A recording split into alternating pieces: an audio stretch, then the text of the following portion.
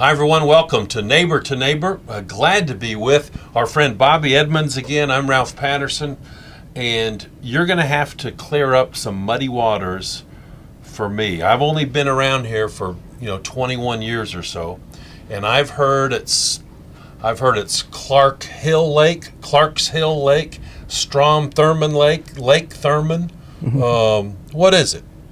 Well, in the beginning, it was Clarks Hill Dam and Lake, and somehow some clerical worker inadvertently dropped the S off the Clark, which was later restored in 1980. Ms. Leela, a lady from Clarks Hill, she kept working with the legislators, and she got it finally. Jimmy Carter signed the bill to restore the S to Clarks Hill, and it was Clarks Hill Dam, and it was named for the little town which it was very close to the dam, Clarks Hill, and Clarks Hill was named for John Mulford Clark, who was a resident of New Jersey originally. Clark developed a problem, and he would have really bad coughing spells. And finally, the doctors diagnosed it as tuberculosis and recommended that he move south to get some relief. Well, he did, and he moved to Augusta, Georgia.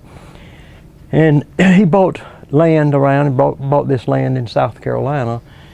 But anyway, after he got to South Carolina on a given date, he had a very violent coughing spell, and he coughed up a chicken bone from his throat, and the problem went away. He was no more problem. But anyway, in 1843, I believe, he married an Augusta girl, Sarah Butler, and he opened a general store at the Clarks Hill site and had extensive farming operation, and then finally he opened Clark Milling Company, a flour manufacturing plant in Augusta. Well, who was Elijah Clark? Elijah Clark was a revolutionary general from Georgia, and has no connection whatsoever with the Clarks Hill. Really? No. See, and no, one no person, and I'm not going to bust this guy on television, but one friend of mine said that Elijah Clark had something to do with Clarks Hill. No. And see, I believe you. He had none. And when the Corps of Engineers came in to begin construction of the dam, that was the address they gave is Clarks Hill, South Carolina, but the lake officially was at that point Clark Hill, but no, that's the only connection is the little town of Clarks Hill. And then tell us how it became Strom Thurmond Lake. Okay,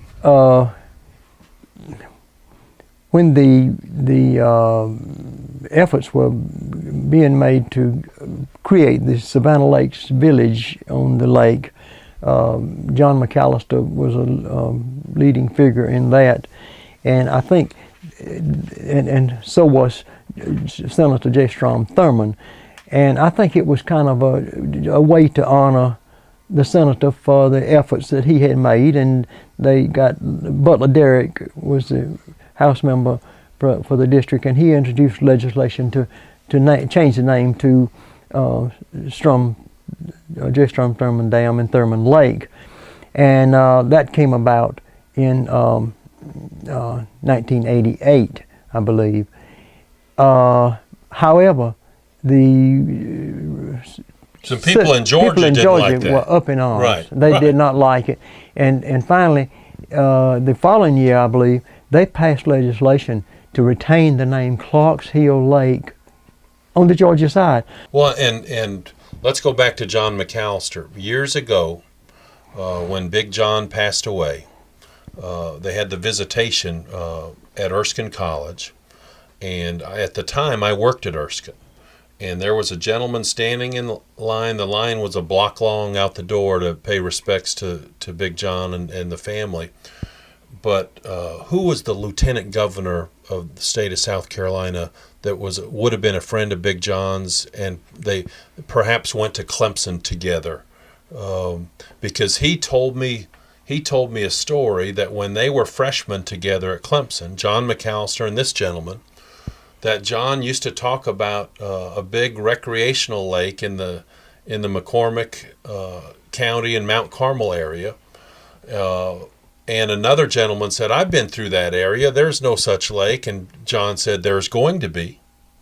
And that's just amazing that as a freshman in college, he already had plans and was part of a group that had big dreams for this area and that lake. Yeah, well, originally. See, the idea for the lake began in 1890. The Corps of Engineers did a study as pertained to manufacturing hydroelectric electric power, and also as a flood control. And they selected spots on the Savannah River, sites that would be good for constructing these dams. Well, this went on, and finally in the 1930s, another study was done. And when President Franklin D. Roosevelt, I believe in the early years of his administration, he issued an order to create this Clarks Hill Dam. Well, then World War II came on, and it delayed things. But finally, in 1944, the Congress passed legislation to appropriate money for the construction of the dam and lake. And then finally, in 1946, actual construction began.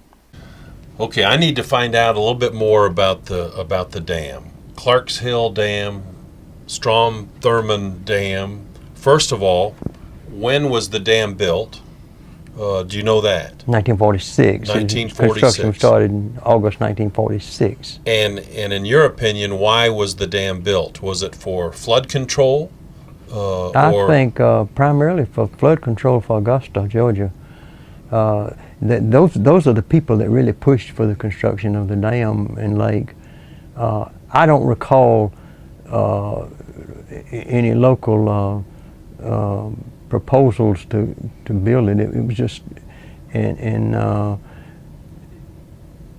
think primarily Augusta, because they're the ones that pushed it. And in Georgia, it's Clarks Hill Dam. Mm-hmm. In South Carolina, it's Strom Thurmond Dam. Yeah. What is it at Cedar Hill? What do you call it? Clarks Hill Dam. Clarks Hill Dam.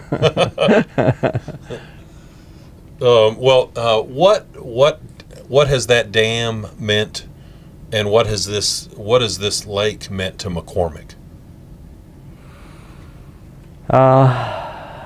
It's mixed. Of course, the Savannah Lakes Village was created, and the other subdivisions on the lake brought in people. But in the process of the construction, this lake took 70,000 acres of land into the water, underwater, and which was really prime farming land. And also there were numbers and numbers of people who were moved out. They lost their homes. They were paid what the federal government decided it was worth for their homes and farms. And that was non-negotiable. We'll say, this is your land, and here's what you get for it. The only way you could do is take it to court. And my family on the Georgia side, the Dunaways, they went to court, and I think they finally got maybe $21 an acre for their land through court settlement, but it was pitiful. Wow. So 70,000 acres of farmland, farm, Timber. timber. Wow. And how close to that are we right now? About 2 miles. 2 miles. Yeah. Wow. And so tell me about the process of making the lake. How long did it take? Were you able to watch it happen? Oh yeah, you could. It was a long process. The beginning process was to build a road out to the site and a spur track from the railroad out to the site for materials, and also to open up a quarry, aggregate quarry, which they found a good grade of granite rock within a mile of the site, and for concrete and sand, and they produced all of the sand and aggregate on site at that quarry, and the concrete that went into the construction of the dam was enough concrete to build a standard 4.5 foot wide sidewalk from McCormick to San Francisco. Really? Wow. It's a lot of concrete. That's a lot of concrete. Wow. Now, you mentioned Savannah Lakes, and last time we visited, we talked about how important Savannah Lakes is to this region. We don't have a crystal ball, but what do you think McCormick County would be like had that never happened? Well, of course, that raised the tax base, and it also brought in people of various talents. It would be quite different. Quite different. It would have retained primarily the inhabitants that have been here for a couple of hundred years. So all in all, and I guess what I'm getting at, a lot of people weren't thrilled with that move when it started to happen. But let's fast forward to 2013, and some of the positives that have come from that. Mm-hmm. Are you pleased?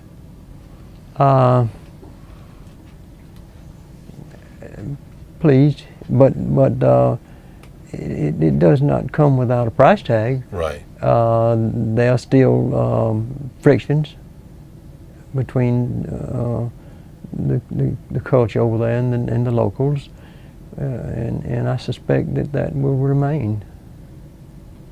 Well, that's a good way to put it. And is it? And I know that when you had your restaurant, was Savannah Lakes in business when you had your restaurant? It was being developed.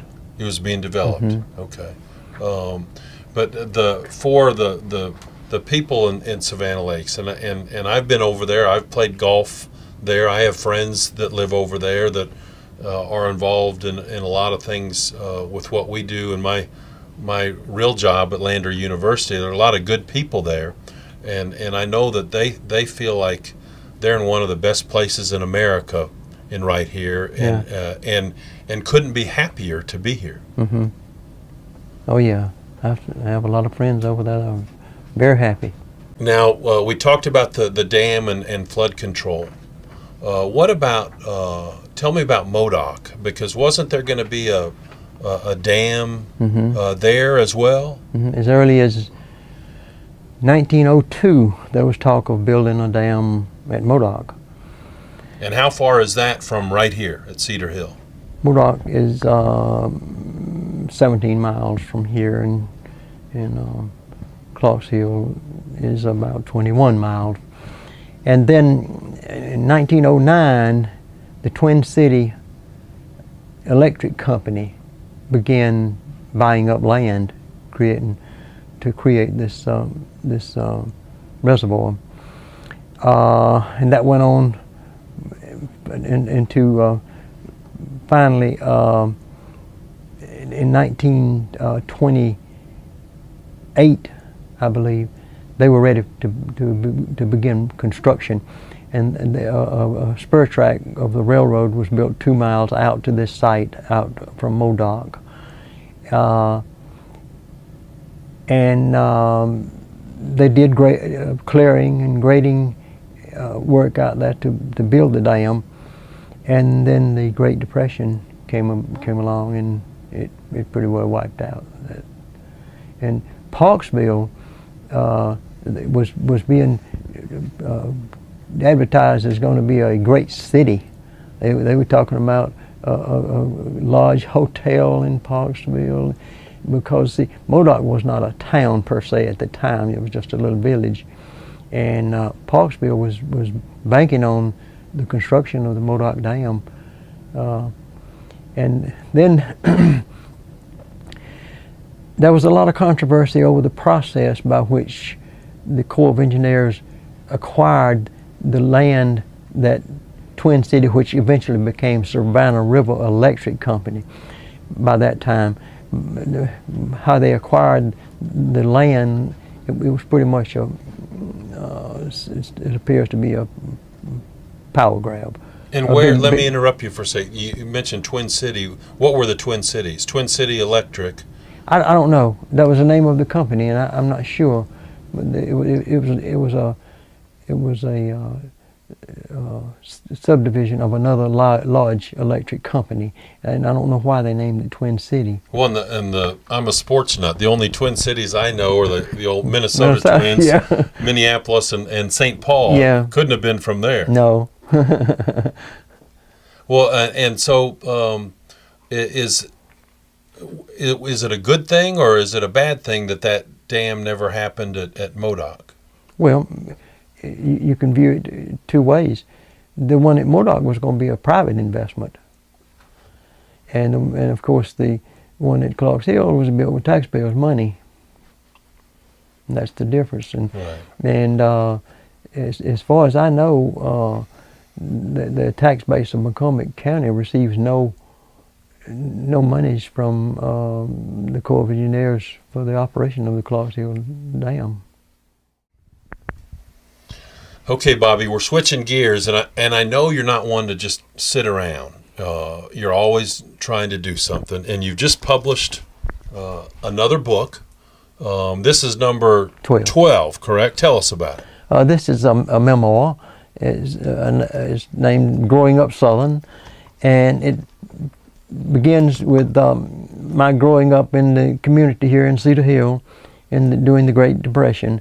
And I talk about family and neighbors, what it was like to grow up during these trying times. And I bet it was a fun book to put together, wasn't it? It was fun. I worked on the book, I guess, 3 years, and yeah, it was fun.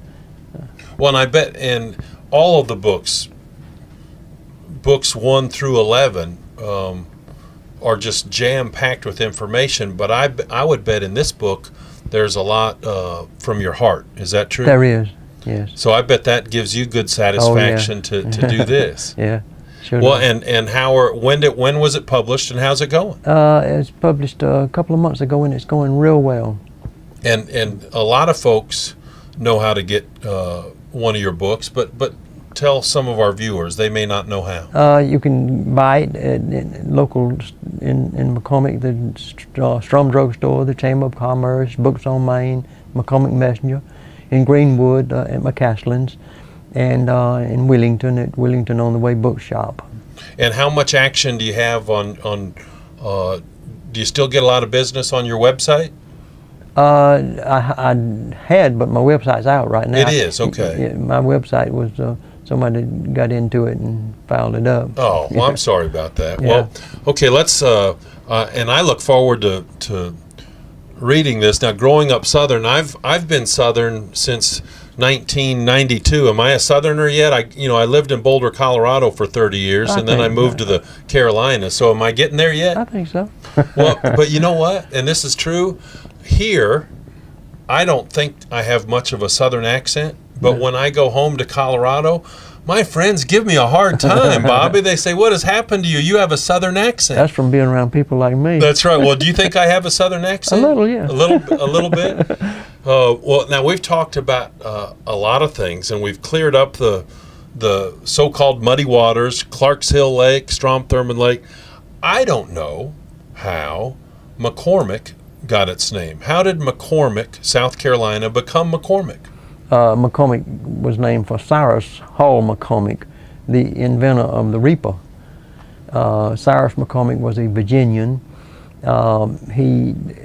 His father had worked on trying to develop a workable reaper, and Cyrus, in 6 weeks, picked up what his father had started, and he actually developed a pretty workable reaper and continued to improve it. And this was in his Virginia blacksmith shop. Then after he was getting pretty good sales for his reaper, he moved to Chicago because of the location. And what year? When are we talking this about? Was 1830s, 1840s, along in there. And in Chicago, he developed an assembly line to mass produce these reapers, and it revolutionized agriculture worldwide. From the plains of America to the peasants in Russia, they could raise more grain in much less labor than ever in the record since mankind.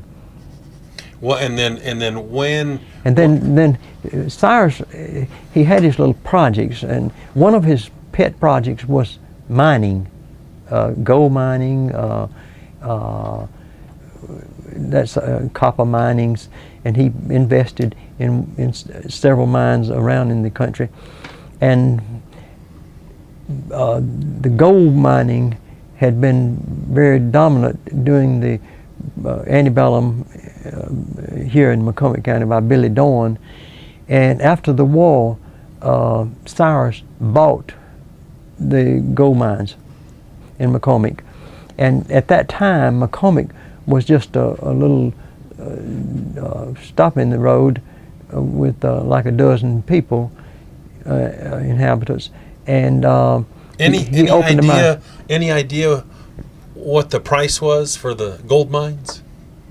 I have what he paid for them. Yeah, it was in thousands of dollars for the gold mines and all the land. It was a very large tract of land, and see, Billy Dorn had mined out like $2 million worth of gold in that day. $2 million, wow. Antebellum dollars. Now Cyrus, his mining never was successful. He had problems. He had people that he would send in to. And by the way, Cyrus never came here himself. He would send his agents in, and they'd rook him for money and claim they were developing the mines and that sort of thing. And it was a process by which he lost money. And finally, he thought that he could. There's also manganese in McCormick County, and he thought he could recoup some of his losses by mining manganese, which is a proponent of steel, foundering steel. And he actually opened the manganese mines and shipped it. And he had the idea that if he could get the railroad that was being talked of from Greenwood to Augusta, if he could get it to come through his property here at the gold mines, that it would be a good boost to his manganese ideas. And he did. He invested money into the railroad and persuaded them to run it right straight through his property. Wow, that's great. Now, and then after finally the little town developed quickly after he bought into it, and he and his wife Nettie And by the way, she was instrumental in all of his work in McCormick. She came here many times, and she had him to donate land for the churches. She had a school academy built, and then the town became known. Changed from Dorn's Gold Mines to McCormick. Then when the county was established in 1916, it was named for Cyrus. Now, you always say one thing and then it brings up a bunch of other questions for me, and I've never asked you this. I've heard about McCormick tractors and tires. Tell me about McCormick tractors and tires. McCormick tractors, at one point, McCormick became associated with Daring, and it became McCormick Daring Company, and then finally it evolved into International Harvester Company. And after Cyrus's death, it was very, very prominent in manufacturing tractors and other farm equipment, and also trucks, International Harvester trucks. Wow, that's amazing. Bobby Edmonds Pedia. See, I think you need to do A through Z of, and really, I can't imagine being able to spend time with anybody else that I could learn all the things that we learned from you. And we talked about this about a year ago when we last met, and I still want to know, somebody ignited a spark in you to be able to be a photographer and an author and teach so many people about the historical significance of this area. Who's going to take over for you? Who? And I really mean that as a compliment to you. You mean so much to this region, and you're so important to so many people, and so many people that I know. And I talked to Ronnie Kidd and Linda Kidd that you know well, and they're real good friends of mine. But who's going to take over for Bobby Edmonds? Who's the next person that's going to carry the torch and teach so many people about McCormick in this area? Do you have somebody in mind? No, I hope there's somebody out there, though. We need to work on that. Well, will you be brave enough to let us come back another year from now? Absolutely. How about that? Okay, well, thank you. I've enjoyed our time with Bobby Edmonds, live from Cedar Hill, South Carolina. Population 9. Population 9. It's a strong 9, correct? Everybody's healthy, I hope. Is Yes. everybody healthy? It's a strong 9. So our time is up. Thank you for yours, and we'll see you next time on Neighbor to Neighbor.